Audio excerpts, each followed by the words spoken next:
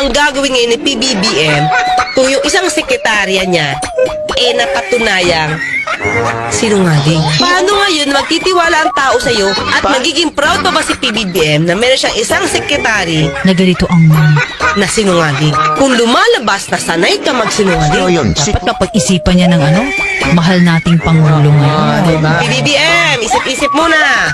Ito pa. Magsisinungaling daw to, ha? Tapos nandiyan ka sa Lahat po ng pinagsasabi ni Claire Castro doon, mga insan, tumutukoy po sa pagkatao niya. Sanay na sanay magsinungaling. At ngayon, naging press secretary siya ni BBM. Mag-isip-isip ka na, BBM. Bakit mo kinuha tong sinungaling na to? Yari ka na. Kumuha ka daw ng sinungaling, tapos dinagdag mo siya. Ano nang nangyari ngayon sa gobyerno mo? Puro na kayo kasinungalingan yan. Baka naman.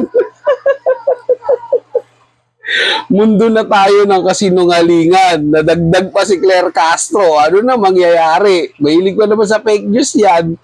Claire Castro, lahat ng pinagsasabi mo, ikaw pala yun. Ayan na. Kaya mo siniraan yung sila Rigado noon dahil gusto mo ikaw yung nasa Malacanang. Ngayon nakuha mo na yung pwesto niya, ayan na yung ginagawa mo. Lahat ng sinabi mo, back to you!